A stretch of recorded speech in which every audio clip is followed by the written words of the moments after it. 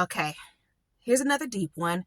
So definitely this is sensitive content, trigger warning and everything on here, but this is a deep topic, and I know I'm not going to get through everything that I want to share, but I hope the information comes across well. That is the goal. Here's the question, okay? If Jehovah's Witnesses are a cult, could it be possible that the exJW communities are cults also? That is the question.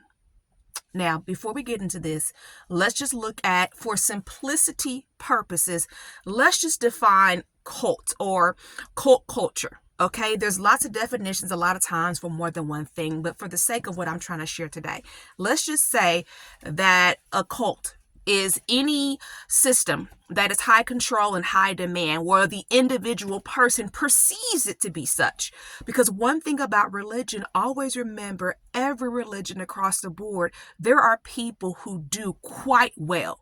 There are people who have lived these, horrible lives, and they came into this religion and they benefited and flourished, and their children have flourished. That's the story of a lot of people, no matter if they're one of Jehovah's Witnesses, Baptist, Catholic, Presbyterian, whatever, Islam. Don't have to be Christian-based religions, right? That's the reality. Some people do well and some people don't, right?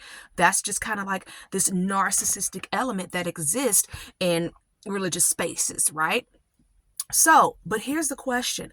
So let's define a cult, okay, or cult culture as any system that's perceived by the individual, right? If that person feels that way, not that person's brother, sister, mother, that individual perceives it to be high control, high demand. So we're going to say all religions. We're also going to say things like maybe a yoga instructor. There has been information that came out about that.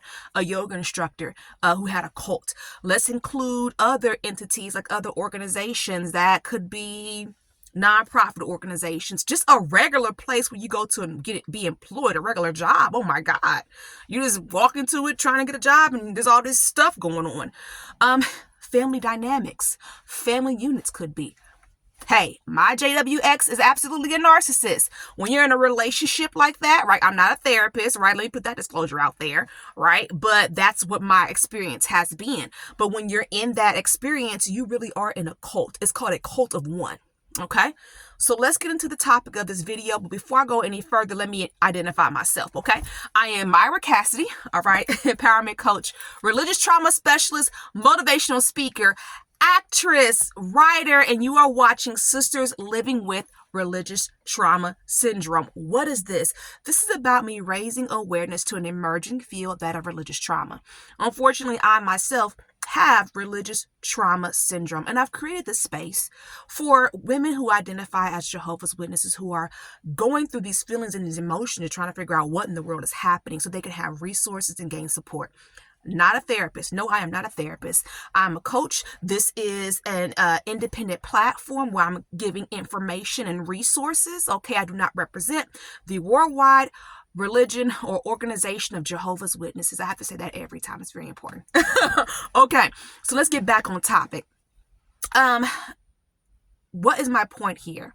Oh, also, I wanted to share something else, also very concerning. Unfortunately, even though I have not had success, right, in individual therapy or family therapy, there's a lot of great therapists out there.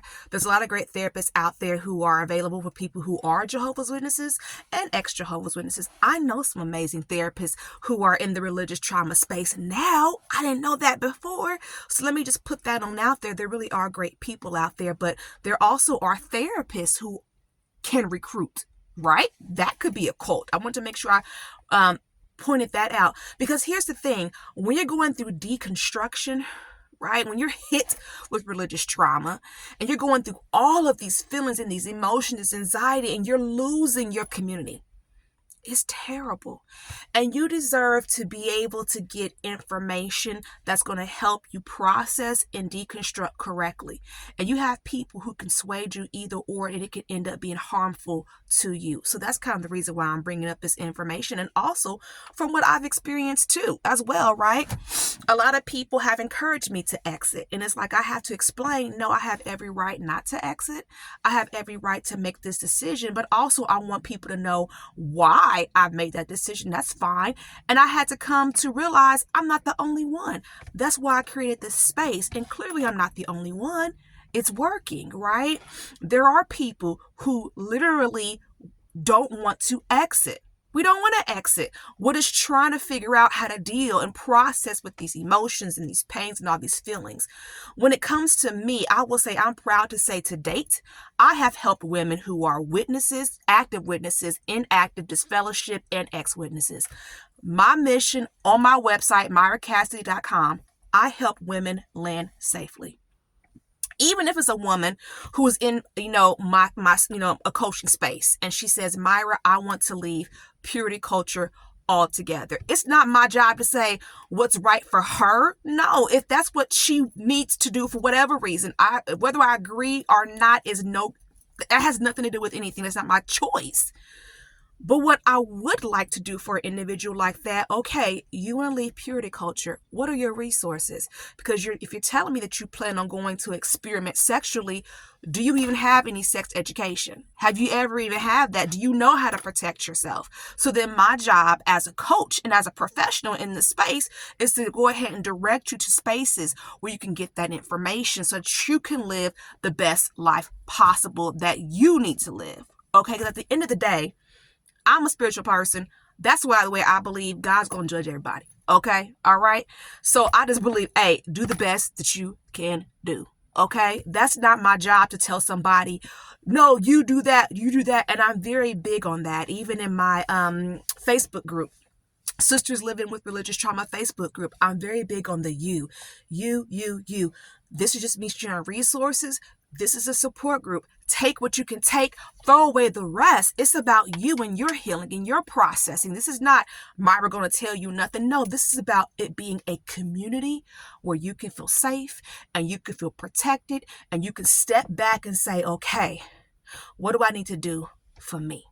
So with all of that, I'm going to say I'm not blind to the issues, okay?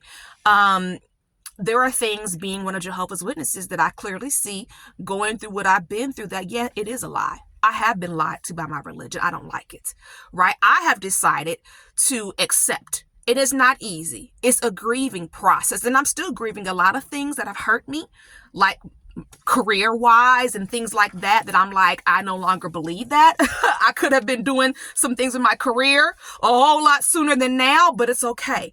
I understand also that for whatever reason, my dreams as far as career-wise are coming to fruition. And I also understand that a lot of people never had that opportunity and never will. Okay. So what I'm saying is, me personally, I've had to accept a lot of things that I don't want to accept or that have been hard to accept, but that's my choice, right? I have that. That's my right. And that's my right to make that decision. So definitely being able to make a decision is serious. But my whole point is this. Have I been to a Kingdom Hall that I would classify as a cult? Yes. Yes, I have. I'm not going to go into whether the whole religion, well, for simplicity purpose, we kind of said it was, right? It's a cult. But have I personally felt like I've experienced cult abuse? Yes. The Kingdom Hall that I went to when I was married to my ex, and it's the same territory that I still live in, absolutely cult culture. That's fact. That is fact. The stuff that I went through, absolutely cult culture. Also, I've been to another Kingdom Hall. When I moved from that hall and went to the West Side, I've spoke about this in other videos. Just dysfunctional, right? The stuff that I went through over there is dysfunctional. I wouldn't call that a cult. So I would say that I've even experienced cult abuse as one of Jehovah's Witnesses at the Kingdom Hall. Yes, I have. It happens. Okay. I live like 3 blocks away from an elder, who's absolutely a narcissist. And it's common, unfortunately, when you see a car that looks like that person's car or even that person's car, you have a trauma response. This person lives 3 blocks away from me. Like, that's my life, right? And I have to live in this space. I bring that out to say that I'm very well aware, right? What does this mean? I'm still in it. In a lot of ways, I'm still in it, but that's okay. I'm going to get up out of it too. Okay. That's why I'm doing all this work. We getting up out of here because it's not okay. It's not okay. And I don't want this for my children and myself. However, I'm saying all of this to say that I understand, the issue, right? Because I think that sometimes when I read the comments that I'm getting, a lot of people don't understand that I do understand the issue. I don't think that I understand the issue. So what made me think about this topic today, getting to the point of things, is if we're going to say that this is a cult, okay, then my question is it possible that some ex-community patches are cults too? Because of the steal, power, and control. Are people being angry and not processing their anger? Perfect example. I have spoken on what is known to be an apostate channel. Excuse me, it is an apostate channel when I went on with Barbara Anderson and did my interview there. However, Barbara Anderson is fair. She's honest. And she, she definitely cares about the work that she does. Okay, now I'm not trying to be hurtful. Okay, there was an individual who posted a comment and said, hey, go check out JW Facts. I said, fine, I'll check out JW Facts. Now, I have actually not knowingly ran across that information before, but here's the issue. When you have these websites out here that come off as being very sarcastic, and they're not 100% factual. See, if you're going to say that JWs are a cult and that they're lying, then you have to make sure that your information is accurate, right? And here's an example of that. I will say some of the things that I saw on JW Fact. I do agree with. Okay, here's an example of something I saw on there. And I'm not encouraging anyone who is a witness or anyone who's going through deconstruction who's not sure to go check out this website. I'm just responding and sharing about something that I've experienced to try to drive home a point of freedom of choice. And, wait a minute now, if you're going to say that this is a cult, then are you being this? Are you healing on the opposite side? Are you presenting information that's going to be helpful to someone? Or are you hurting someone because you're still hurting and you haven't healed? And you're bringing out content that's hurtful to people. For example, on JW Fact, there was something that I found very interesting, right? And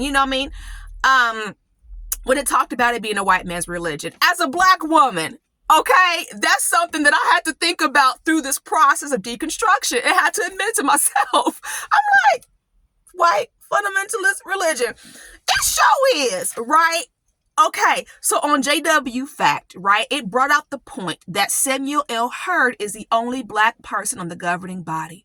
And it gave the example of him being the token Black. You know what? I agree with you. I absolutely agree with you. And for me, as a Black woman going through deconstruction, I have had to deal with that. Like, how do I feel allowing myself to be a part of a religion that at its core is not talking to me as a Black person or a Black religion? Why isn't the governing body diverse? I mean, dang, diversity, equity, inclusion. You know what? And I've had to make a decision about how I felt about it. And like I said, one of the things that I have had to accept, right? But I chose it, right? I'm choosing to be a part of, fine, this white man's religion. But here's the thing. The information was presented well, but sarcastically. Why are we quoting South Park and having the picture of the South Park cartoon? And see, that's the kind of stuff that gets scary in this space, because you do have people who are mental health professionals, attorneys, doctors, and judges really looking for information and really trying to understand what they need to understand for the population of people that they work with. And we're giving this as a resource. Here's an example. If I would have known that the advocates for awareness of Watchtower abuse existed, I would have never went to therapy. I didn't know this till recently. If I would have known that this organization existed personally, and I'm not telling no one out there to not go to therapy, I'm saying that if I personally would have known that they existed, I would have never went to therapy, and I never would have took my kids. Because to me, I feel like, oh my God, I personally feel like this information, I find it just not fair. Fair. I don't know if fair is a word I want to use. It's just that it's okay. Let me just read to you what I'm saying. Advocates for Awareness of Watchtower Abuse. This is their mission statement. It is an international, nonprofit, education-focused organization with 501c3 tax-exempt status. Its mission is to enable the media, educators, social services, legal professionals, doctors, nurses, mental health counselors, therapists, and the general public to make informed decisions about Watchtower policies which violate the basic human rights of Jehovah's Witnesses, the children of Jehovah's Witnesses, and ex-Jehovah's Witnesses. The next paragraph. AAAWA would like the general public to be appalled when they learn about several policies of the Watchtower Society that violates basic human rights. Now, do I agree with some of their goals and their missions as a survivor of domestic violence? Well, I mean, look at what I went through. Look at my journey. Look at my plight.